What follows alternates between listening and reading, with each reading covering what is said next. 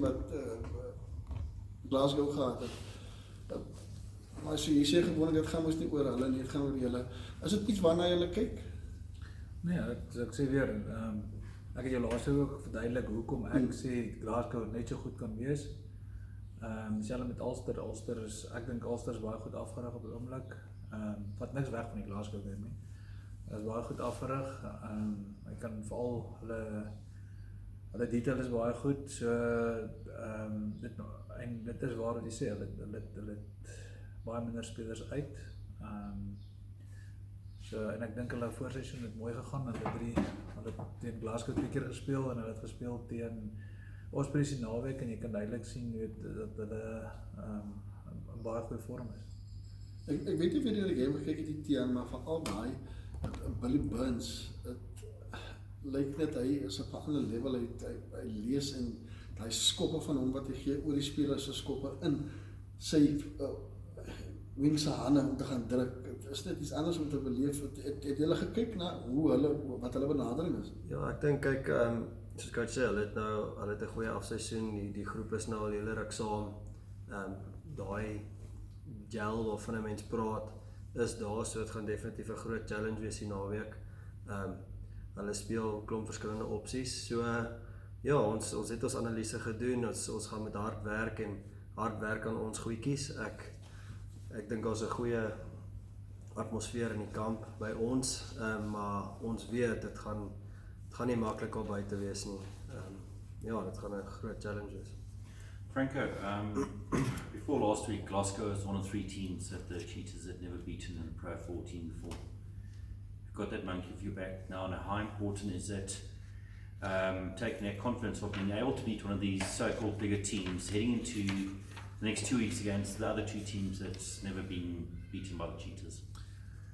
Now, Morgan, I mean, we obviously want to kick on and get better. I think we agreed in the review of this game that there was still a lot to improve on. There were some excellent moments again, I think, and especially in the last 7 or 8 games, we had 10 out of 10 moments, but there's a general, there's some things that we still need to work on. So it's important for us to kick on from what happened last week, but we're not naive at all.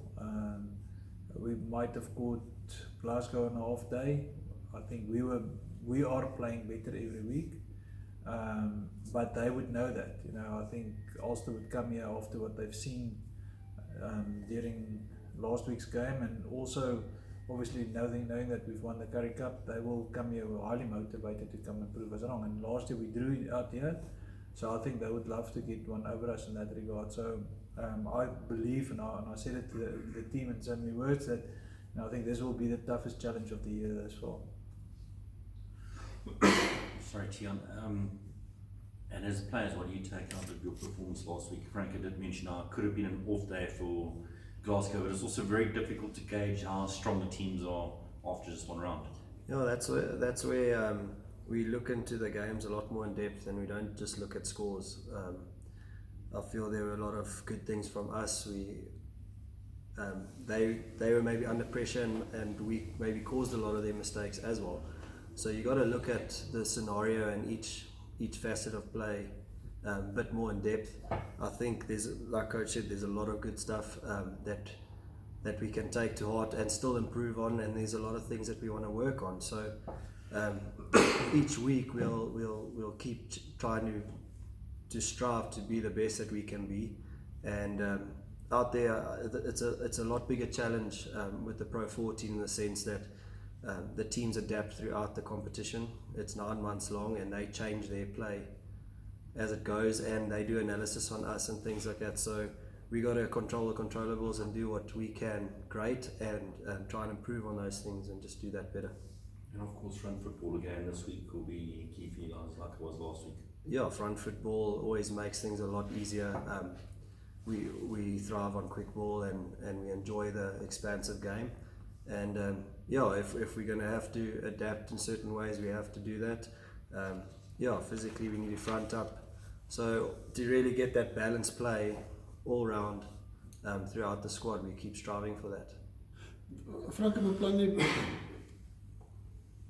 paar veranderinge of minder veranderinge of glad nie? Wat 'n vraag. Okay, beplan nie veranderinge. Min verandering of baie verandering of beplanning verandering? Of glad nie. Ja, obviously. No comment. Nee, jy het my vraag geantwoord. Sorry, ek lag oor. Nee, ek verstaan jou vraag 100%. Daar gaan dalk een of twee verandering wees as dit noodgedwongen is. Ek dink hy wil kontinuïteit hê en ek dink as 'n speler nou nie rede gee om te verander nie, wil ek nie nou krap waar dit nie ek nie. Verstaan so ja, ek dink kontinuïteit obviously. Mense wil altyd aanhou om die wiel te draai. Ek dink daar was definitief weer 'n groep wat aan mekaar gekom het.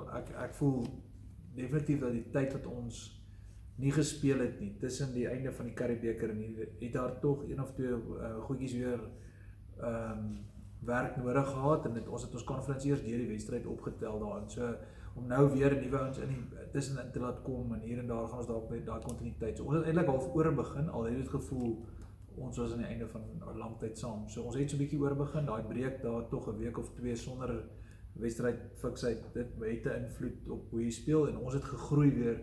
Ons het nie nodig om met 0 te begin nie. Ons kon halfpad op begin, sê net maar 5 uit 10 en ons kon vinnig daarna toe groei om gou ons vorm te kry. En dit gaan belangrik wees vir die hele groep se onthaalwe as ons nou die performance kan ons eie performance nog 'n stap kan opvat voordat ons te veel veranderings tussen raak. Vrydag was dalk te vroeg om te vra, maar ek neem aan dat is nie beserings nie.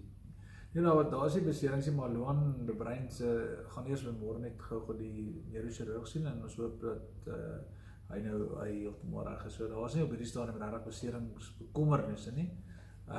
Dit maak dit ook moeilik want daar is 'n klomp ouens wat regtig goed oefen wat ook aan die deur klop, jy weet, maar so ek sê dit is belangrik vir die span se dat daar kompetisie op die oefenveld ook is.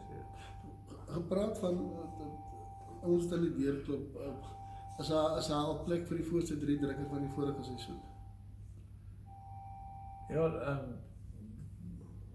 ek hou nie daarvan om oor spelers te praat reg nie, jy weet dit nou al. So ja, Raps lyk beter, hy groei elke dag in vorm. Ek sê weer, moet hou krap waar dit nie juk op hierdie stadium nie. Ek dink William, dis nie wat Raps kan doen nie, dit is maar net wat die ouens heiliglik doen is goed, jy weet. Ek dink dit was belangrik om slim te wees rondom Sias, Anthony Foreman en Reino, om 'n paar weet van die spelers wat nie is so lank stadig in die stelsel weer terug te bring. So ek dink dis maar eintlik een van die groot mikpunte gewees.